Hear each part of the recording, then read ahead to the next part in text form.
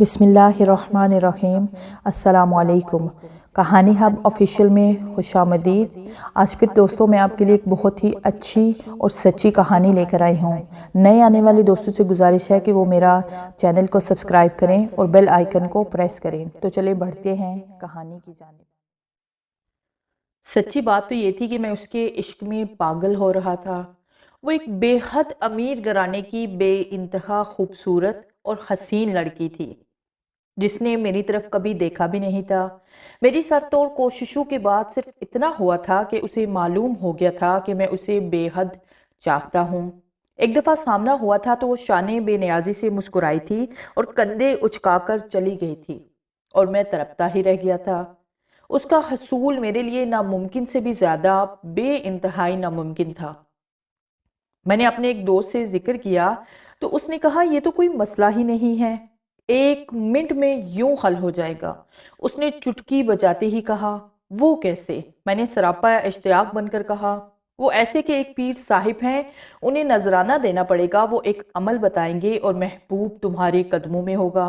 तुम जिधर जाओगे तुम्हारी महबूबा तुम्हारे पीछे पीछे आएगी। तुम लाख जान छुड़ाना चाहो मगर फिर भी वो तुम्हारी जान नहीं छोड़ेगी। उसने मुस्कुराकर कहा, हाय, मैं ये तो कब से चाह रहा था कि वो मुझसे कुछ लम्हे ही सही गुफ्तगू तो करे। अगर ऐसा हो जाए तो मैं तुम्हारे पीर साहिब के पांव धो धो कर सारी उम्र पीऊंगा। अगले दिन ही हम दोनों मोटरसाइकिल पर पीर साहिब के पास पहुंच गए। मेरे दोस्त ने मेरा मसला बयान किया तो वो मुस्कुराए। बच्चा, ऐसा कर, उस लड़की के दोनों पाँव की मट्टी ले आओ, लड़की और उसके माँ का नाम भी ले आओ। खुशकिस्मती से चांद चढ़ा हुआ है और ऐसे काम इन्हीं दिनों में होते हैं। मैं अमल करूंगा और तुम्हारा काम हो जाएगा। मैं खुशी खुशी वहां से उठा और हम दोनों घर वापस आ गए। तानिया और उसकी वालिदा का नाम तो मुझे पहले ही मालूम था। तानिया के पाँव की मट्टी मैंने जिस तरह हासिल की वो एक अलहदा दास्तान है। अगले दिन हम दोनों दोस्त पीर साहिब के पास गए। तानिया के पाँव की मट्टी और उसकी माँ का नाम पीर साहिब को दिया और अपने दोस्त के कहने पर 3000 रुपये नजराना दिया। पीर साहिब कुछ देर के लिए उठकर अंदर कमरे में चले गए और थोड़ी देर के बाद वापस आकर मुझे 3 तावीज दिए। एक पर पढ़ाई करके उसे आटे की गोली में लपेटकर नहर में बहाना था और दूसरे को किसी दरख्त के साथ ऐसे लटकाना था कि वो हवा के साथ हिलता रहे और तीसरे तावीज़ को रास्ते में दबाना था जहां तानिया रोज गुजरती हो। इसके अलावा पीर साहिब ने मुझे चंद अल्फाज बताए कि इशा की नमाज के बाद किसी महसूस जगह पर महसूस वक्त पर अव्वल आखिर 11-11 बार दुरूद शरीफ 11 तस्बीह इन अल्फाज की करनी है और लड़की का तस्वुर जहन में रखना है और बाद में किसी से बात नहीं करनी और सो जाना है और ये अमल 11 दिन करना है और 11 दिनों के बाद लड़की आपके कदमों में होगी।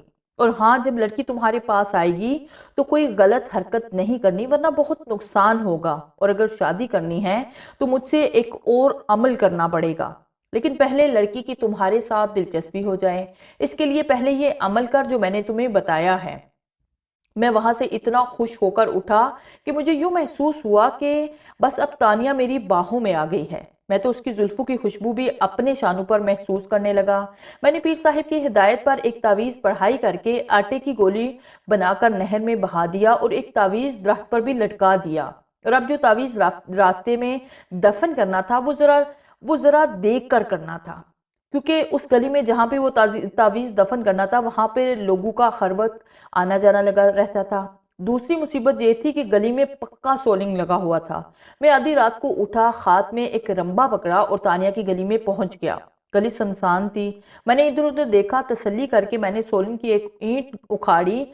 चंद लम्हों के बाद ईंट निकाल ली और मैं रंबे के साथ नीचे वाली ज़मीन खोदने लगा। मेरा इरादा था कि नीचे गड़ा खोदकर उसमें तावीज़ दबाकर रख दूंगा और ईंट ऊपर रखकर अच्छी तरह सोलिंग बराबर कर दूंगा। अभी मैं गड़ा खोद ही रहा था कि मुझ पर अचानक टॉर्च की रोशनी पड़ी तो मैं बुरी तरह घबरा गया। देखा तो चौकीदार मुझ पर रोशनी डालकर मुझे पहचान रहा था। मैं शर्मिंदा सा हो गया। ओए, तुम इधर क्या खुदाई कर रहे हो? चौकीदार ने टूटी फूटी उर्दू में पूछा तो मैं शर्मिंदगी से मुस्कुराया और कहा, अब मैं तुम्हें क्या बताऊं, मुझ पर किसी बाहर की चीज का साया है जिसकी वजह से मुझे खतरनाक दौड़े पड़ते हैं। इसीलिए एक बुजुर्ग ने मुझे तावीज़ दिया था कि ये किसी चलती गली में दफन कर देना तो तुम ठीक हो जाओगे, इसीलिए यहाँ तावीज़ दबा रहा हूँ। बस इतनी सी बात थी। मैंने मस्कीन सी शक्ल बनाकर कहा, ओ अच्छा अच्छा, अल्लाह तुम पर रहम करे। वो आयतुल कुर्सी पढ़ता हुआ वहां से चला गया और मैंने इत्मीनान का सांस लिया और जल्दी जल्दी तावीज़ दबाकर घर वापस आ गया। अगली रात से मैंने इशा की नमाज के बाद पीर साहिब का बताया हुआ अमल पढ़ना शुरू कर दिया। अमल के दौरान उन 11 दिनों में वो 3 बार तानिया से मेरा आमना सामना हुआ। यूं महसूस हुआ कि जैसे वो मुझे मुस्कुराकर देख रही हो। मेरा हौसला कुछ मजीद बढ़ा कि तावीज़ और पढ़ाई से मैं कुछ असर तो लगता है, और मैं दिल लगी के साथ पढ़ाई में मसरूफ हो गया। 11 दिन की बजाय 21 दिन गुजर गए, लेकिन कोई नया वाकया पेश ना आया। मैंने अपने दोस्त से कहा, यार पीर साहिब ने जो काम बताए थे वो मैंने सब पूरे कर दिए हैं। पढ़ाई भी 11 दिन की बजाय 21 दिन की है, मगर कुछ भी नहीं बना यार, ये कैसे हो सकता है? मेरे दोस्त ने बेयकीनी से कहा। यार मैं झूठ कह रहा हूँ, मैंने बुरा मनाते हुए कहा। हम दोनों फिर पीर साहिब के पास चले गए। उन्हें बताया कि काम नहीं हुआ है, और वो भी ओखी ओखी एक नज़र डालकर मुझे देखने लगे। जब से तावीज़ दबाए हैं और अमल किया है, सिर्फ एक बार ही वो नज़र आई है, फिर दोबारा अपनी सूरत उसने नहीं दिखाई। पीर साहिब ने मुझसे सारी तफसीलात पूछी कि किस तरह तावीज़ दबाए, नहर में कैसे दबाए, गली में कैसे दफन किया, किस तरह अमल किया। मेरी बातें सुनकर पीर साहब नाराज हो गए। काम तुम्हारा होना ही नहीं था। कैसे होता? जो तावीज़ तुमने दरख्त से लटकाना था वो किसी फलदार मीठे दरख्त से लटकाना था, और तुमने टाहली से लटका दिया। मीठे दरख्त से लटकाने का एक खास असर होता है, मोहब्बत की मिठास पैदा होती है मतलूब के दिल में। और जो आटे वाली गोली बनाकर तावीज़ नहर में बहाना था, वो वजू करके नहर में बहाना था। इस तरह पीर साहब ने मेरे अमल में इतने नुक्स निकाल दिए कि मुझे खुद महसूस होने लगा कि मैंने अमल से ज़्यादा नुक्स किए हैं। मैंने हिम्मत करके पीर साहब से कहा, ये बातें तो आपको पहले बताना चाहिए था। मुझे कोई इल्हाम तो नहीं होना था कि कौन सा अमल किस तरीके से करना है। ये तो आपका काम था कि अमल के साथ तरीका भी बताते, और अब आप मेरा कसूर निकाल रहे हैं। मुख्तसर ये कि मैं और मेरा दोस्त वहां से आ गए। मुझे पीर साहिब पर बहुत गुस्सा आ रहा था, और इससे भी ज्यादा अपने दोस्त पर। यार तुम्हें इसमें क्या कहूँ, 3,000 रुपया भी ले लिया और मेहनत भी करवाई, उल्टा कसूर भी मेरा ही निकाल दिया। मुझे लगता है कि तुम उस ठग पीर के साथ मिले हुए हो, पीर को गाहक फंसा कर देते हो, और शायद तुम्हारा कमीशन भी होता है। मैंने अपने दोस्त को खासी सुनाई, उसकी खासी बेइज्जती की और सारा गुस्सा अपने दोस्त पर निकाला। और उसके बाद बहुत से पीरों फकीरों के डेरों पर गए और दरबारों के चक्कर लगाए। बहुत कुछ नजराने दिए, मगर कुछ ना बना। अगरचा मेरा बना कुछ भी ना था, लेकिन इस लाइन में मेरी काफ़ी वाकफियत हो गई थी। फिर मुझे एक आमिल का पता चला जो काले इल्म का माहिर था और काला अमल करता था। मैंने उसके घर के चक्कर लगाने शुरू कर दिए। जितने मैं पीरों फकीरों के घर के चक्कर लगा रहा था, उतना ही मेरे दिल में तानिया का प्यार बढ़ता जा रहा था। मुझे समझ नहीं आ रही थी कि मैं क्या करूं। आहिस्ता आहिस्ता मेरी उस आमिल से भी काफ़ी बेतकल्फी हो गई। एक दिन मैंने उससे कहा कि उस्ताद जी, मुझे एक बात तो बताओ, ये जो अमलियात होते हैं, इनकी कोई हकीकत भी होती है या बस लोगों को लूटने का एक बहाना है? उस्ताद जी ने कहा, यार ये जो अमलियात होते हैं ना, इनमें हकीकत तो होती है, मैं झूठ नहीं बोलूंगा। ऐसे कई लोग ठग होते हैं, उनके पल्ले कुछ भी नहीं होता है, बस बुजुर्गों का खुलिया एख्तियार करके और अल्लाह के कलाम को आड़े में ला के लोगों को लूट रहे हैं, और कुरान पाक के लफ्ज़ों के मुताबिक अपने पेटों में आग बढ़ रहे हैं। और जो सही बुजुर्ग होते हैं, अल्लाह के बंदे हैं, वो तो अपना आप किसी को बताते भी नहीं हैं, और ना ही ऐसे लड़कियां फंसाने वाले तावीज़ देते हैं, और ना ही कोई ऐसा अमल करके देते हैं। अगर मौज में हो तो किसी का काम कर देते हैं, और पैसे वगैरह तो खैर बिल्कुल नहीं लेते। बाकी रही नूरी अमलों की बात, तो होते तो वो बरहक है, लेकिन उनकी रफ्तार बहुत आहिस्ता होती है। महीनों में जाकर कहीं थोड़ा बहुत असर दिखाते हैं, और नूरी अमल के लिए बड़ी सख्त मेहनत करना पड़ती है। फिर इसमें 24 घंटे बावजू रहना, 5 वक्त की नमाज पढ़ना, गुनाह कबीरा और सगीरा से सख्ती से बचना, और ख़ास तौर पर जिनसी मुखालिफ की तरफ आंख उठाकर भी ना देखना, सही तरीके से वक्त की पाबंदी के साथ अमल करना। ऐसे बहुत से परहेज हैं, खास तौर पर खाने पीने की बहुत से परहेज हैं। हर किस्म का गोश्त से बनी हुई चीज़, दूध, घी से बनी हुई चीज़ से परहेज, इसको तरके हैवानात कहते हैं। लहसुन, प्याज, अचार, तंबाकू नोशी से मुकम्मल परहेज, और हर ऐसी चीज़ से परहेज के इस्तेमाल से मुंह में बदबू आए। सिर्फ जौ की रोटी खाना, दरिया का पानी पीना, कम सोना, ज़्यादा जागना, लंबे अरसे के बाद اس پرہیز کے بعد پھر کہیں جا کر روحانیت کی لائن ذرا سی ملتی ہے، جو کہ ایک ناممکن تو نہیں کہہ سکتے ہیں لیکن مشکل ضرور ہے۔ اور باقی رہی کالے علم کی بات یا سفلی علم کی، یہ عمل کام تو بڑی سپیڈ سے کرتے ہیں لیکن اس کے لیے بڑا مضبوط دل ہونا چاہیے۔ ایک تو اس عمل کو کرنے کے لیے ناپاک رہنا بہت ضروری ہے، اس کے نقصانات بھی بہت ہیں۔ اس علم کے عامل کی روزی تنگ ہو جاتی ہے، اگر شادی شدہ ہو تو بچے مر جاتے ہیں، گھر میں بیماریاں اور پریشانیاں ڈیرا ڈالے رکھتی ہیں۔ ہم عامل لوگ ہزاروں روپیہ روزانہ کماتے ہیں مگر پھر بھی کچھ نہیں بنتا۔ لیکن کام کی گارنٹی میں دیتا ہوں، اگر تم نے عمل کرنا ہے تو نفع نقصان کی ذمہ داری تمہاری ہوگی۔ بعد میں مجھے الزام مت دینا، میں تو تانیہ کے پیار میں پاگل ہو رہا تھا۔ استاد جی، شادی تو میری ہوئی نہیں، اس لیے میری بیوی بچے کہاں مرنے ہیں۔ باقی رہی بات جان کے نقصان کی تو میں اس کے لیے تیار ہوں، تانیہ کے لیے میں بڑی آسانی سے جان دے سکتا ہوں، میں نے بڑے جوش سے کہا۔ اچھا ایسا کرو، 2-4 دنوں اچھی طرح سوچ لو پھر مجھے بتانا۔ اس نے کہا استاد جی سوچنا کیا ہے، بس سوچ لیا ہے، آپ مجھے عمل بتائیں، ہاں کتنا ہی خوفناک اور خطرناک کیوں نہ ہو، میں کرنے کے لیے تیار ہوں۔ استاد جی مسکرائے اور کہا دیکھ لو، عمل ناکام ہو گیا تو تم پاگل بھی ہو سکتے ہو، تمہارا دماغ پھر سکتا ہے، تمہیں کوئی بلا چڑیل یا کوئی چیز چمٹ سکتی ہے۔ استاد جی میرے چاہے ٹوٹے ٹوٹے ہو جائیں، چاہے کچھ بھی ہو جائے، میں نے تانیہ کو ضرور حاصل کرنا ہے۔ اب تو سال بھر میں اس کی شادی بھی ہونے والی ہے، اگر تانیہ کو میں نے اپنے قدموں میں نہ بٹھایا تو میرے لیے یہ مرنے کا مقام ہوگا۔ بس استاد جی فیصلہ ہو گیا، اب آپ آگے کی بتائیں کہ کون سا عمل کرنا ہے، کس طرح کرنا ہے۔ میری بات سن کر استاد جی کچھ دیر گہری سوچ میں ڈوب گئے، کچھ دیر کے بعد بولے تم اگر یہ عمل کر لو تو تم نہ صرف تانیہ کو حاصل کر لو گے بلکہ تم اس عمل کے عامل بھی بن جاؤ گے، اور تم خود بھی ایسے قابل ہو جاؤ گے کہ تم کسی اور کا کام بھی کر سکتے ہو۔ میں یہ سن کر زیادہ اصرار کرنے لگا کہ میں یہ عمل ضرور کروں گا اور انشاءاللہ کامیابی بھی حاصل کروں گا۔ استاد جی نے مجھے ایک عمل لکھ کر دیا اور صحیح تلفظ کے ساتھ مجھے پڑھا دیا۔ کافی لمبا عمل تھا اور کافی مشکل بھی تھا، یہ تم زبانی یاد کر لو، جب پانی کی طرح تمہاری زبان پر رواں ہو جائے تو پھر مجھے بتانا۔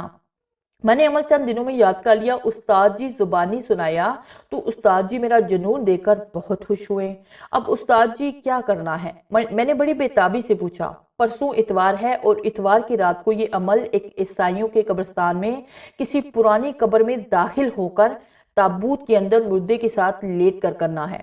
یہ 3 راتوں کا عمل ہے، اپنے ساتھ ایک میٹھی روٹی رکھنی ہے کیونکہ عمل کے بعد یا عمل کے دوران جب مردہ اٹھے تو اسے بڑے زور کی بھوک لگی ہوگی، وہ تم سے روٹی مانگے گا تو تم نے اسے روٹی نہیں دینی، اسے کہنا ہے کہ پہلے میرا یہ کام کر دو، اگر وہ کام کرنے کا وعدہ کرے تو پھر اسے روٹی دے دینی ہے، پھر قبر سے نکل کر تم نے دوڑ لگا دینی ہے، سستی نہیں کرنی ورنہ وہ تمہاری جان کا نقصان بھی کر سکتا ہے۔ دوڑ لگانے کے بعد پیچھے مڑ کر نہیں دیکھنا تم نے، تم بھاگ جانا، تمہاری تانیہ تمہاری منتظر ہوگی، وہ تم سے کسی طرح سے بھی رابطہ کرے گی، یہ اس کا مسئلہ ہے، پھر وہ ساری دنیا چھوڑ دے گی لیکن تمہیں نہیں چھوڑے گی۔ عمل کی تفسیر ایک بار تو میرے جسم پر کپ کپی طاری ہوگی لیکن تانیہ کے حصول میرے خوف پر غالب آ گئے، پھر یہ بات دن کے وقت ہو رہی تھی اس لیے اتنا خوف محسوس نہ ہوا۔ میں نے خامی بڑھ لی، ٹھیک ہے استاد جی، پرسوں اتوار کو آپ عمل شروع کروا دے، میں یہ سردیوں کا موسم تھا، اتوار کی رات تھی جب استاد جی اور میں عیسائیوں کی قبرستان میں داخل ہوئے تو گپ اندھیرا تھا، گہری سیاہ تاریکی میں ہاتھ کو ہاتھ دکھائی نہیں دے رہا تھا، سرد ہوا چلنے کی آواز اس طرح سے محسوس ہو رہی تھی جیسے کوئی سینکڑوں بدروہیں بین کر رہی ہوں، بال کھولے رو رہی ہوں، مجھے تو یوں لگا جیسے اس کی سسکیاں میرے کانوں میں گونج رہی ہوں، قبروں کے خیلے گہری تاریکی میں مدھم مدھم سے نظر آ رہے تھے، میرا دل خوف سے لرز رہا تھا۔ استاد جی مجھے ایک پرانی قبر پر لے گئے جو اوپر سے کھلی ہوئی تھی، استاد جی نے ٹارچ سے قبر کے اندر روشنی ڈالی تو اندر ایک پرانا اور خستہ حالہ تابوت پڑا ہوا تھا، استاد جی نے اندر داخل ہو کر تابوت کا ڈھکن زور لگا کر اوپر اٹھایا جو کیلو سے جڑا ہوا تھا، بڑی مشکل سے استاد جی نے تابوت کو اکھاڑ دیا اور اندر روشنی ڈالی، ہڈیوں کا ایک ڈانچہ جس پر گوشت کا نام و نشان تک نہ تھا سیدھا چت پڑا ہوا تھا، آنکھوں کی جگہ بڑے بڑے سوراخ تھے اور ٹارچ کی روشنی میں اس کی ہڈیاں چمک رہی تھی، مجھے یوں محسوس ہوا جیسے وہ مردہ اپنا منہ کھول کر تھوڑا سا ہنسا ہو، میری ٹانگیں کانپنے لگی۔ استاد جی نے کہا تابوت تو کافی کھلا ہے، اب تم ایسا کرو، اس کے ساتھ لیٹ جاؤ اور عمل پڑھنا شروع کر دو۔ میں قبر کے پاس ہی بیٹھا ہوا ہوں، تم پریشان مت ہونا، یہ مردے کسی کو کچھ نہیں کہہ سکتے ہیں۔ میں نے استاد جی کا دیا ہوا عمل یاد کرنے کی کوشش کی، مگر خوف کی وجہ سے وہ عمل بھول چکا تھا۔ میں نے استاد جی کو بتایا کہ میں عمل بھول گیا ہوں۔ لعنت ہے تم پر، استاد غصے سے گرایا۔ پھر اس نے مجھے عمل دوبارہ یاد کروایا۔ تھوڑی سی کوشش کے بعد میری زبان پر پھر رواں ہو گیا، دیکھو اگر ڈرنا ہے تو تانیہ کا خیال چھوڑ دو، اسے کسی اور کی خو لینے دو۔ استاد جی نے میری غیرت جگانے کی کوشش کی۔ میں نے بھی قبر سے باہر بیٹھ کر کچھ پڑھنا ہے، اس لیے گھبرانے کی ضرورت نہیں ہے، میں تمہارے پاس ہی ہوں۔ صبح جو ہی اذان ہو تم عمل ختم کر کے قبر سے باہر آ جانا۔ چلو اب تابوت میں مردے کے ساتھ لیٹ جاؤ اور عمل شروع کر دو۔ استاد جی نے مجھے کچھ اور ہدایات دی۔ میں دھڑکتے ہوئے دل اور کانپتی ہوئی ٹانگوں کے ساتھ قبر میں اترا اور تابوت میں مردے کے ساتھ لیٹ گیا۔ چند لمحات تک تو میں اپنے آپ کو سمیٹ کر لیٹا رہا، پھر میں نے آہستہ آہستہ عمل پڑھنا شروع کر دیا۔ خوف کی وجہ سے میری زبان بھاری ہو گئی تھی۔ بڑی مشکل سے پورا عمل ایک بار پڑھا۔ میٹھی روٹی میرے ہاتھ میں تھی کہ جب بھی مردہ روٹی مانگے گا اور کام کی یقین دہانی کرے گا تو اسے میں یہ روٹی دے دوں گا۔ آہستہ آہستہ میری زبان رواں ہو گئی اور میں بلند آواز میں عمل پڑھنے لگا۔ قبر میں میری آواز گونج رہی تھی، خوف سے میرا جسم پسینہ اگل رہا تھا۔ مجھے یوں لگ رہا تھا کہ ابھی مردہ اٹھ کر میری گردن پکڑ لے گا اور اس وقت تک دباتا رہے گا جب تک میری جان نہ نکل جائے۔ عمل پڑھنے کے دوران میں کن اکھیوں سے کبھی مردے کی طرف دیکھتا تو خوف سے میرے رونگٹے کھڑے ہو جاتے۔ میں سرد اور تاریک قبر میں بلند آواز سے عمل پڑھتا رہا۔ باہر استاد بیٹھا ہوا تھا جو کبھی کبھی کھنگارتا تو مجھے اس کی موجودگی سے کچھ حوصلہ ہوتا۔ کبھی کبھی میرا جسم مردے سے مس ہو جاتا تو میرے پورے جسم میں چیونٹیاں ہی رنگنے لگتی۔ اللہ اللہ کر کے صبح کی اذان ہوئی تو میں تابوت سے اٹھا اور قبر سے باہر آ گیا۔ باہر آتے وقت مجھے ایسے محسوس ہوا کہ جیسے ابھی کوئی نادیدہ ہاتھ بڑھے گا اور مجھے واپس تابوت میں کھینچ لے گا۔ جب میں باہر نکلا تو استاد جی نے مجھے گلے سے لگا کر تھپکی دی اور شاباش دی، اور خود استاد جی نے قبر میں اتر کر تابوت کا ڈھکن برابر کیا اور باہر آ گیا۔ شاباش شہزادے، استاد جی نے پھر مجھے شاباش دی۔ یار تم تو بڑے حوصلے والے ہو، سچ پوچھو تو میں قبر کے باہر بیٹھا پڑھ رہا تھا، لیکن مجھے خدشہ تھا کہ تم کسی بھی وقت عمل درمیان میں چھوڑ کر بھاگ جاؤ گے، پر آفرین ہے تم پر، یہ ایک رات گزر گئی، اب کچھ نہیں ہوگا، اور یہ مردے بیچارے تو خود مجبور ہوتے ہیں، تمہیں کیا کہہ سکتے ہیں۔ ہاں عمل کے زور سے حرکت پذیر ہوں تو اور بات ہے۔ ہم باتیں کرتے ہوئے واپس گھر آ رہے تھے، کچھ روشنی ہو گئی، اس لیے ذرا دل کو حوصلہ ہوا۔ رات کی تاریکی انسان کو بزدل اور کمزور بنا دیتی ہے۔ استاد جی اپنے اور میں اپنے گھر کو چلا گیا اور ناشتہ کرنے کے فوراً بعد سو گیا۔ سوتے میں مجھے برے خواب آتے رہے۔ کبھی مجھ پر ایسا آدمی حملہ آور ہوتا جس کی شکل بن ماس سے ملتی جلتی تھی اور اس کا قد آسمان جتنا اونچا تھا۔ اس کے ہاتھ میں ایک تلوار ہوتی ہے اور وہ مجھ پر حملہ کرتا ہے۔ نہ جانے کس طرف سے ایک بزرگ مجھے آ کر بچا لیتے ہیں۔ پھر ایک عورت آتی ہے بالکل برہنہ حالت میں، کالا سیاہ رنگ، اور وہ مجھے مارنے کے لیے میری طرف بڑھتی ہے تو میری آنکھ کھل جاتی ہے۔ جب میری آنکھ کھلی دوپہر کے 2 بجے کا وقت تھا۔ سردی کے باوجود میرا جسم پسینے سے شرابور تھا اور میرا سارا جسم خوف سے کانپ رہا تھا۔ بڑی مشکل سے میرا دل قابو میں آیا۔ مغرب کی اذان کے بعد استاد جی کا بلاوا آ گیا۔ جو رات کی تاریکی بڑھتی جا رہی تھی، میرا دل پھر بے اختیار ہو کر خوف سے دھڑک رہا تھا۔ پہلے تو میں نے ارادہ کیا کہ ایسے خطرناک کام کو دفع کروں، تانیہ کو حاصل کرنے کا کوئی آسان طریقہ ڈھونڈ لوں گا، لیکن استاد جی نے میرا حوصلہ بڑھایا تو میں عمل کو پھر جاری رکھنے پر آمادہ ہو گیا۔ وہ دوسری رات بھی اسی طرح خوف کے عالم میں گزر گئی اور پھر آج تیسری رات تھی اور یہ فیصلہ کن مرحلہ تھا۔ تانیہ کا خیال آتا تو میں اپنے دل کو مضبوط کر لیتا۔ میں قبر میں اترا، تابوت کا ڈھکن اٹھایا۔ گپ اندھیرے گور کپ تاریکی میں مردے کی ہڈیاں چمک رہی تھی۔ فضا میں خوفناک بے بسی، ویرانی اور دہشت رچی ہوئی تھی۔ ہو کا عالم تھا۔ میرے ہاتھ میں روٹی پکڑی ہوئی تھی۔ مردے کے ساتھ لیٹ کر میں نے بلند آواز کے ساتھ عمل پڑھنا شروع کر دیا۔ خوف سے میری جان نکلی جا رہی تھی۔ ان پہ اس کے ساتھ یہ دڑکا تھا کہ مردہ اب اٹھا کہ اب اٹھا۔ مجھے عمل پڑھتے ہوئے تقریباً 3 گھنٹے ہو گئے تھے کہ یوں محسوس ہوا جیسے تابوت جھولے کی طرح جھول رہا ہو۔ میرے منہ سے بے ساختہ چیخ نکل گئی۔ اچانک جیسے آسمانی بجلی زور سے کڑکی ہو اور قبر تیز روشنی سے بڑھ گئی اور مردے نے میری طرف کروٹ لی تو اس کی ہڈیوں کی کڑکڑاہٹ کی آواز مجھے صاف سنائی دی۔ میرے تو خاص ہی گم ہو گئے۔ میں نے دیکھا کہ مردہ ہاتھوں کو زمین پر ٹکا کر اٹھ رہا ہو۔ جب وہ سیدھا کھڑا ہوا تو وہ آدھا قبر سے باہر تھا اور اس کی آنکھوں کے گڑوں سے شعلے نکل رہے تھے۔ اس کا منہ کھلا ہوا تھا۔ اس کی کڑکڑاہٹ نما آواز یوں ابری جیسے سینکڑوں مشینیں اچانک چل پڑی ہوں۔ میرے خاص پر گشیشی تاریخ ہونے لگی۔ اس نے میرا وہ ہاتھ پکڑ لیا جس میں روٹی پکڑی ہوئی تھی۔ اس کا ہاتھ آگ کی طرح گرم تھا۔ میرا ہاتھ پوری طرح جلس گیا۔ روٹی دو، اس نے اپنی خوفناک آواز میں کہا۔ اس کی آواز یوں تھی جیسے بے شمار بادل گرج رہے ہوں۔ روٹی خوف کی وجہ سے میرے ہاتھ سے گر پڑی۔ مجھے ہوش نہیں کہ میں کس طرح قبر سے باہر نکلا اور کس طرح گھر پہنچا۔ کئی دن کے بعد ہوش آیا تو میرا جسم بری طرح بخار میں جل رہا تھا اور میرے منہ سے بے ربط سے جملے نکل رہے تھے۔ میں نے اپنے استاد کو اپنے پاس بیٹھے دیکھا، اس کے چہرے پر نظر ڈالی تو میں پھر سے چیخنے لگا۔ وہ استاد نہیں تھا بلکہ وہی قبر والے مردے کا چہرہ تھا۔ چیختے چیختے میں پھر بے ہوش ہو گیا۔ نہ جانے کب ہوش آیا تو استاد جی میرے سرہانے بیٹھے ہوئے تھے، میرا ہاتھ اپنے ہاتھ میں لے کر نہ جانے کیا پڑھ رہے تھے۔ چند دنوں کے بعد میری حالت سنبھلنے لگی، بخار اتر گیا، میں چلنے پھرنے کے قابل ہو گیا، لیکن تنہائی اور تاریکی سے میں بہت ڈرنے لگا تھا۔ مردے نے جب میرا ہاتھ پکڑا تھا تو وہ ہاتھ جلس گیا تھا۔ نشان تو نہیں پڑا تھا مگر جلن بہت ہو رہی تھی۔ استاد اس پر کچھ پڑھ کر کوئی تیل لگا رہے تھے اور وہ ہاتھ بھی آہستہ آہستہ ٹھیک ہو رہا تھا۔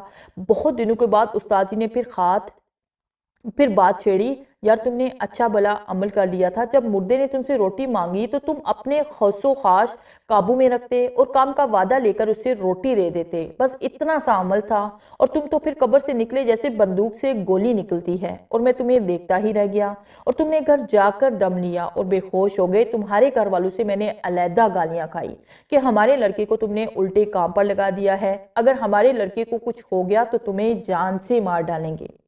استاد جی وہ سین ہی اتنا خوفناک تھا کہ مجھے تو کچھ سوجا ہی نہیں تھا، اور روٹی میرے ہاتھ سے گر گئی تھی۔ یار اس نے روٹی تمہارے ہاتھ سے ہی لے کر کھانی تھی، تم اٹھا کر اسے دے دیتے۔ جب بھی کسی مردے کو عمل کے ذریعے اٹھایا جاتا ہے تو اسے بھوک نہیں لگتی ہے اور وہ بار بار روٹی مانگتا ہے۔ اسے روٹی نہ دو، اس سے پہلے اپنے کام کا وعدہ لے لو، جو بھی تمہارا کام ہو، پھر اسے روٹی دو۔ جب وہ وعدہ کر لیتا ہے تو پھر وہ کام لازمی کرتا ہے، اور تم خدا کا شکر ادا کرو کہ تمہاری جان بچ گئی اور ساتھ تمہارے گھر والوں سے میری بھی۔ عمل نامکمل والوں کو مردہ بھاگنے نہیں دیتا بلکہ پیچھے سے پکڑ کر گردن توڑ دیتا ہے۔ تم تو مردے سے بھی تیز نکلے، تم نے تو اپنے ساتھ ساتھ مجھے بھی مروانا تھا، تو پھر اب کیا کیا جائے؟ استاد جی میں نے ڈرتے ڈرتے پوچھا، اب کیا کرنا ہے؟ تم ایسا کرو، کوئی نوری عمل پکڑ لو، ہوتا تو وہ حادثہ لمبا ہے لیکن اس سے زیادہ نقصان نہیں ہوتا۔ ویسے ہی عمل وغیرہ تمہارے بس کی بات نہیں ہے، اگر میں تمہیں کچھ اور بتاؤں گا تو جب صبح ٹائم آئے گا تم پھر بھاگ جاؤ گے، اور ہو سکتا ہے کہ تمہیں کوئی ایسا ناقابل تلافی نقصان ہو جائے کہ ساری زندگی پچھتانا پڑے۔ یہ ضروری نہیں کہ تم ہر بار بھاگنے میں کامیاب ہو جاؤ، اس لیے تم رہنے ہی دو تو اچھا ہے، تم کوئی چلا وغیرہ ہی کر لو، تمہارا مسئلہ حل ہو جائے گا۔ میں نے استاد جی کو تو نہیں بتایا تھا کہ میں اپنے کام کے ساتھ ساتھ عامل بننے کے چکر میں بھی ہوں۔ استاد جی میں آج مرتا پھر رہا ہوں اور آپ 40 دن کی بات کر رہے ہیں۔ میں نے مسکین سی صورت بنا کر کہا، نہیں یار تم اس قابل نہیں ہو، تم بہت بہادر ہو، اس لیے اب تم رہنے ہی دو تو اچھا ہے۔ میں کافی دن استاد کی منتیں کرتا رہا، آخرکار وہ بڑی مشکل سے راضی ہو گئے، اور وہ بھی بڑی کڑی شرطیں منوانے کے بعد۔ اچھا ٹھیک ہے، جو عمل میں تمہیں کروانے جا رہا ہوں وہ میری ساری زندگی کا نچوڑ ہے، اگر تم اس میں کامیاب ہو گئے تو تمہیں ساری زندگی کوئی اور عمل کرنے کی ضرورت نہیں پڑے گی۔ یہ عمل حب اور دشمنی دونوں میں برابر چلتا ہے، چاہے کسی میں دوستی کروانی ہو یا دشمنی، کسی کی شادی کروانی ہو یا طلاق، کسی کے رشتے کروانے ہوں یا رشتے تڑوانے ہوں، گھر میں کسی کی لڑائی کرانی ہو، اتفاق، حتیٰ کہ یہ عمل ہر کام میں مفید ہے۔ یہ عمل مکمل کرنے کے بعد اس عمل کو 40 دن تک قائم رکھنا ہے۔ یہ زبانی یاد کرو، اس کاغذ کو تم نے گم نہیں کرنا، یہ ساری زندگی تمہارے کام آئے گا۔ اور دوسری بات، اس عمل کے لیے تمہیں کسی جوان کی موت کا انتظار کرنا پڑے گا۔ یہ عمل بھی 3 دن کا ہے۔ میت کو قبر میں دفناتے وقت اس کے ناک اور کان میں روئی سے بند کیے جاتے ہیں۔ تم نے میت کے دونوں کان اور ناک سے روئی کو نکالنا ہے، ایسا کہ کسی کو پتہ نہ چلے۔ استاد جی یہ تو خاصا مشکل کام ہے، میں نے فکر مندی سے کہا، کسی نے دیکھ لیا روئی نکالتے ہوئے تو جوتے بہت پڑیں گے۔ یار اگر شوق ہے تو یہ خطرہ تو مول لینا ہی پڑے گا۔ اب یہ دعا کرو کہ کوئی قسمت کا مارا فوت ہو جائے۔ اتفاق کی بات ہے کہ تقریباً 1 مہینے کے بعد ہمارے محلے کا ایک نوجوان ایک ایکسیڈنٹ میں فوت ہو گیا۔ وہ خلے داری کی وجہ سے مرگ والے گھر کی ہر کام میں پیش میں رہا تھا۔ قبر کھدائی، جنازہ تیار کروایا، جنازہ پڑا۔ میں خود پہلے ہی لحد میں اتر گیا، میرے ساتھ ایک اور بھی آدمی تھا۔ میت کو ہم قبلہ رو کیا۔ میں نے کفن کھول کر درست کرنے کے بہانے میت کے دونوں کانوں سے روئی نکال لی اور کسی کو پتہ نہ لگنے دیا۔ بعد میں قبر کو مٹی دے کر دعا مانگنے کے بعد ہم سب واپس آ گئے۔ میت کے دونوں کانوں کی روئی لے کر میں استاد جی کے پاس گیا۔ استاد جی بڑے خوش ہوئے۔ پہلے پہل حوصلہ تو کافی کر لیتے ہو اور عین وقت پر بھاگ جاتے ہو۔ نہیں استاد جی، اب خاک کچھ بھی ہو جائے، چاہے جان بھی چلی جائے، بھاگوں گا نہیں۔ اچھا اب یہ بھی دیکھ لیں۔ اچھا اب اس روئی پر میں نے 3 دن کچھ پڑھنا ہے، پھر تمہیں بتاؤں گا کہ کب عمل شروع کرنا ہے، اور اس کے ساتھ ہی مجھے ایک اور عمل بھی یاد کرنے کے لیے دے دیا۔ میں نے وہ عمل بھی زبانی یاد کر لیا۔ پھر استاد جی نے مجھے عمل کے بارے میں تفصیل بتائی۔ یہ عمل رات 12 بجے زوال کے ٹائم قبر کے پاؤں کی طرف کھڑے ہو کر پڑھنا ہے اور 2 گھنٹے کا عمل ہے۔ اس عمل کے پڑھنے کے بعد میت نے قبر پھاڑ کر اس طرح سے باہر نکلنا ہے کہ وہ قبر میں اس طرح سے کھڑا ہوگا کہ اس کا دھڑ تک جسم قبر سے باہر ہوگا اور باقی جسم قبر کے اندر ہوگا، اور اس کے کندھوں پر ایک کلہاڑی ہوگی۔ جب وہ باہر نکل کر کھڑا ہوگا تو وہ کچھ کھانے کو مانگے گا، اس کے لیے بھی میٹھی روٹی لے کر جانی ہے۔ جب وہ کھانے کو کچھ مانگے تو اسے کہنا کہ پہلے میرا کام کرو پھر کھانے کو دوں گا۔ بھوک کی شدت سے مجبور ہو کر وہ وعدہ کرے گا، پھر اسے روٹی دے دینا، پھر جیسے وہ کوئی طریقہ بتائے ویسے ہی کرنا ہوگا، کام ہو جائے گا۔ لیکن سب سے اہم بات، وہ مردہ تمہیں باتوں میں لگا کر تمہیں اپنے قریب کرنے کی کوشش کرے گا، تمہیں اپنے پاس آنے کو کہے گا، وہ تمہیں اتنا قریب لانے کی کوشش کرے گا کہ تم اس کے کلہاڑے کی ضد میں آ جاؤ۔ اس عمل میں جب مردہ قبر سے نمودار ہوگا تو وہ قبر سے باہر نہیں نکل سکتا، اس لیے وہ چالاکی سے تمہیں اپنے ضد میں لانے کی کوشش کرے گا۔ جو ہی تم کلہاڑی کی ضد میں آ گئے بھول کر یا اس کی چالاکی سے یا پھر کسی بھی طریقے سے، تو پھر کلہاڑی بجلی کی طرح چلے گی اور تمہاری گردن کئی گز دور جا گرے گی اور تمہارا قصہ اور عشق تمام ہو جائے گا اور مردہ قبر میں غائب ہو جائے گا اور قبر یوں برابر ہو جائے گی جیسے یہاں کچھ ہوا ہی نہیں۔ اب پھر سوچ لو کہ تم یہ عمل کر سکتے ہو یا نہیں۔ استاد جی کام تو خاصا بلکہ انتہائی خطرناک ہے، لیکن اب تانیہ کی جدائی بھی مزید برداشت نہیں ہو رہی ہے، اب موت کو قبول کرنا ہے، لیکن اب پیچھے نہیں ہٹوں گا۔ استاد جی کانوں والی روئی پر پڑھائی کر دی اور مجھے اگلی رات کا وقت دے دیا۔ ہم دونوں تقریباً 11 بجے قبرستان پہنچ گئے۔ ہر طرف خاموشی، تنہائی، تاریکی تھی۔ تیز سرد ہوا چل رہی تھی۔ تیز اور سرد چلتی ہوا کی آواز ایسے محسوس ہو رہی تھی جیسے نہ جانے کتنی بدروحیں زور زور سے گہری گہری سانس لے رہی ہیں۔ مجھے یوں محسوس ہو رہا تھا جیسے ابھی قبروں سے تمام مردے چیختے ہوئے نکل آئیں گے اور مجھ سے چمٹ جائیں گے، اور لمحہ بھر کے بعد میرا جسم بھی ایک ڈھانچہ بن کر رہ جائے گا اور میں بھی ایک مردہ بن کر رہ جاؤں گا۔ میرے دل پر ایک عجیب سا خوف چھا رہا تھا۔ باتیں سنتا اور باتیں کرنا آسان ہوتا ہے، لیکن خود پر یہ سب کچھ کرنا مشکل اور خوفناک ہوتا ہے، یہ مجھے اب پتا چل رہا تھا۔ استاد جی نے قبر کے سرہانے سے لے کر پاؤں تک ایک دھاگا ناپا اور قبر کے پاؤں کے چند فٹ پیچھے کی طرف ایک جگہ پر نشان لگا دیا۔ اس نشان والی جگہ پر کھڑے ہو کر میں نے عمل کرنا تھا۔ بات سنو، عمل کرنے سے پہلے آیت الکرسی کا کوڑا مارنا ہے، اور کوڑا لوہے کی چھڑی سے مارنا ہے۔ جہاں دائرہ ختم ہو وہاں چھڑی سیدھی کار دینی ہے۔ تمہیں کوئی چیز باہر کی طرف کھینچنے کی کوشش کرے گی، خوفناک آوازیں آئیں گی، شکلیں نظر آئیں گی، لیکن ڈرنا نہیں، کوڑے کے اندر ہی رہنا ہے، تمہیں کوئی نقصان نہیں ہوگا، اور اگر کوڑا توڑ کر بھاگے تو پھر کوئی نہ کوئی نقصان ضرور ہوگا۔ ٹھیک ہے استاد جی، میں تیار ہوں۔ میں نے آیت الکرسی کا کوڑا لگایا اور کھڑے ہو کر عمل کرنا شروع کر دیا۔ میت کے دونوں کانوں سے نکالی ہوئی روئی میں نے ہاتھ میں پکڑ لی۔ مجھے عمل پڑھتے ہوئے ابھی 10 منٹ ہی ہوئے تھے کہ مجھے یوں محسوس ہوا جیسے مجھے کوئی اٹھا کر کوڑے سے باہر لے جانے کی کوشش کر رہا ہے، اور اس کے ساتھ ہی میری گردن پر ایک زوردار گونسا پڑا اور میں اپنی جگہ سے لڑکھڑا گیا۔ اس کے ساتھ ہی ایک ایسی چنگار جیسی خوفناک آواز آئی۔ مجھے یوں لگا کہ جیسے اس خوفناک آواز کے ساتھ میرے کانوں کے پردے پھٹ گئے ہوں۔ خوف سے میری ٹکٹکی بن گئی۔ عمل پڑھتے ہوئے میں نے کانپتے ہوئے ہاتھوں سے اپنی جیب سے وہ چاقو نکالا جو استاد جی نے مجھے پڑھ کر دیا تھا۔ میں نے وہ چاقو اپنے ہاتھوں میں پکڑ کر چاروں طرف گھمایا جیسے کسی پرواز کیا جاتا ہے۔ ایسا کرنے کے بعد مجھ پر سارا بوجھ ختم ہو گیا تو میری جان میں جان آئی۔ میں نے عمل پڑھنا شروع کر دیا۔ جتنی محسوس تعداد میں عمل پڑھنا تھا اس کے لیے 2 گھنٹے درکار تھے، لیکن مجھے 2.5 گھنٹے لگ گئے۔ عمل ختم ہونے کے بعد درود شریف پڑھتے ہوئے کوڑا مارنے والی چھڑی اکھاڑ کر کوڑا توڑا اور ڈرتے ڈرتے باہر قدم رکھا، لیکن کچھ بھی نہ ہوا۔ استاد جی ذرا دور کھڑے ہوئے تھے، وہ بھی میرے قریب آ گئے اور مجھے شاباش دی۔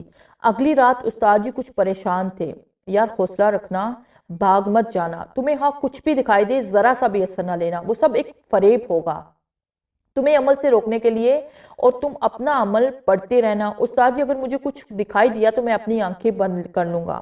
میں نے کہا یار تم چاہے اپنی آنکھیں کھلی رکھنا یا بند رکھنا، تمہیں جو نظر آتا ہے وہ تو نظر آئے گا ہی، بس ڈرنا نہیں، حوصلہ رکھنا۔ دوسری رات کے لیے اپنی محسوس جگہ پر میں نے پھر عمل کرنا شروع کر دیا۔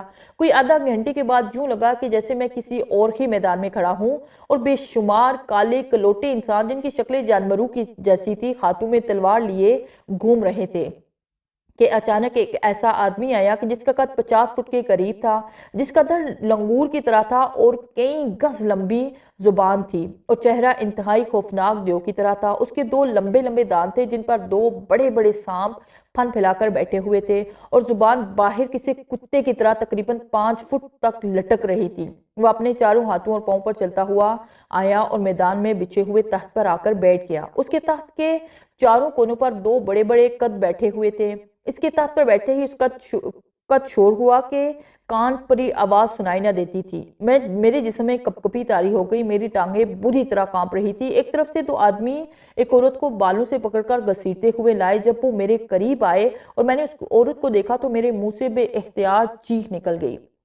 وہ عورت میری امی تھی۔ مجھے دیکھ کر وہ کوڑے سے باہر کھڑی ہو گئی اور میرے سامنے فریاد کرنے لگی، بیٹا یہ جو تو عمل کر رہا ہے اسے چھوڑ دو ورنہ یہ مجھے جان سے مار دیں گے، میرا خون پی کر میرے جسم کے ٹکڑے ٹکڑے کر کے کھا جائیں گے۔ وہ زاروں کے تار رو رہی تھی اور میری منتیں کر رہی تھی۔ میں نے عمل پڑھنا شروع کر دیا۔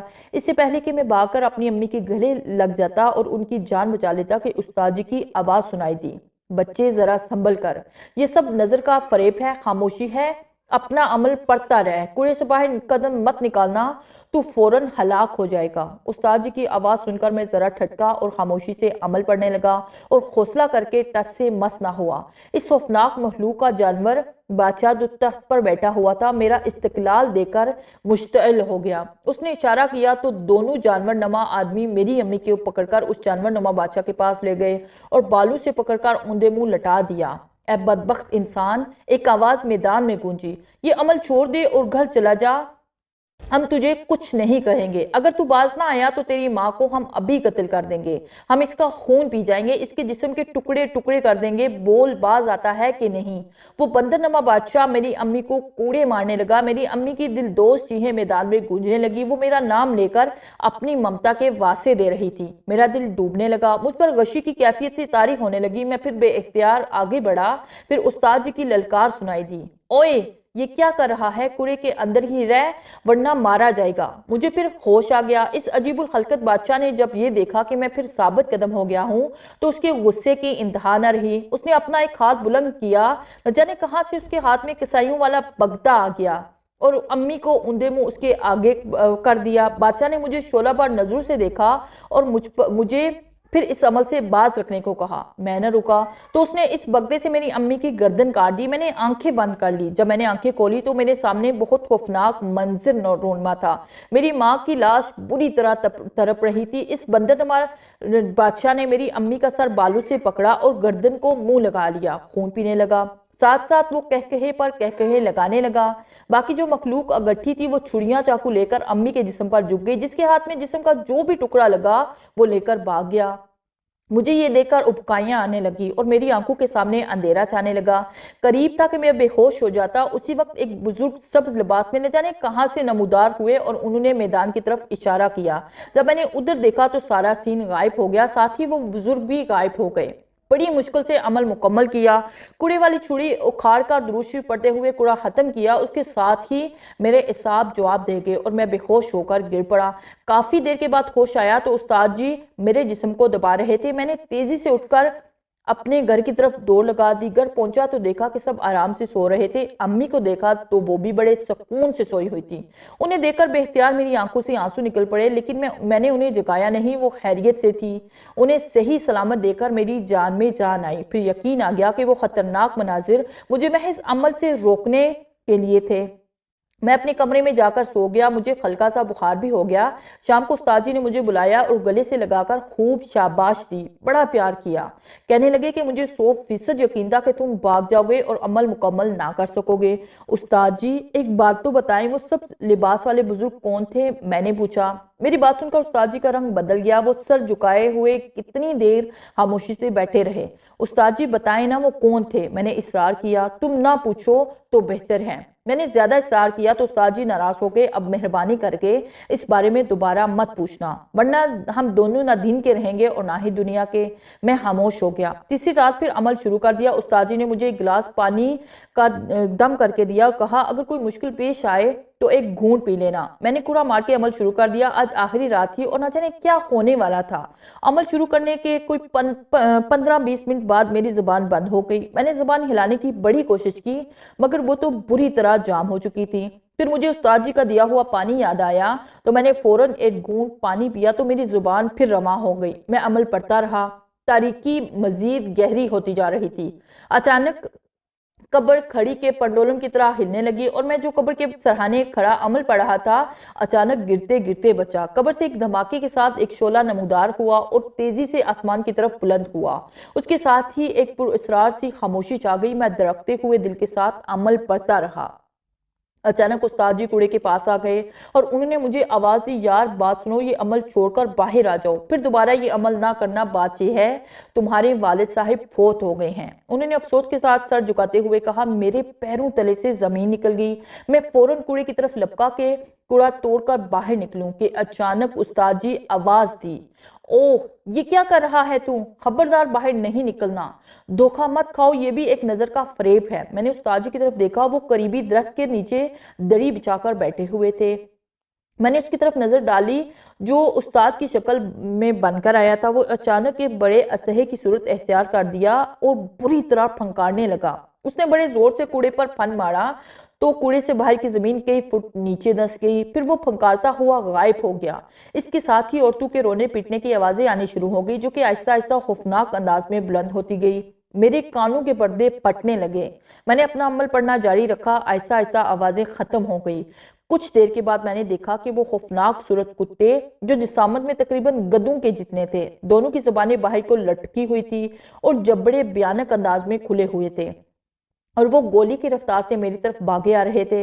کوڑے کے قریب آ کر وہ رکے اور دونوں نے خوفناک آواز میں گراتے ہوئے مجھ پر چھلانگ لگائی۔ میں بدک کر پیچھے ہٹا اور بڑی مشکل سے کوڑے سے باہر نکلنے سے بچا۔ یہ بھی ایک نظر کا دھوکہ تھا۔ میں بری طرح کانپ رہا تھا جیسے میلوں دور سے دوڑتا ہوا آ رہا ہوں۔ میں نے گلاس سے پانی پیا اور اپنے اوزان بحال کیے۔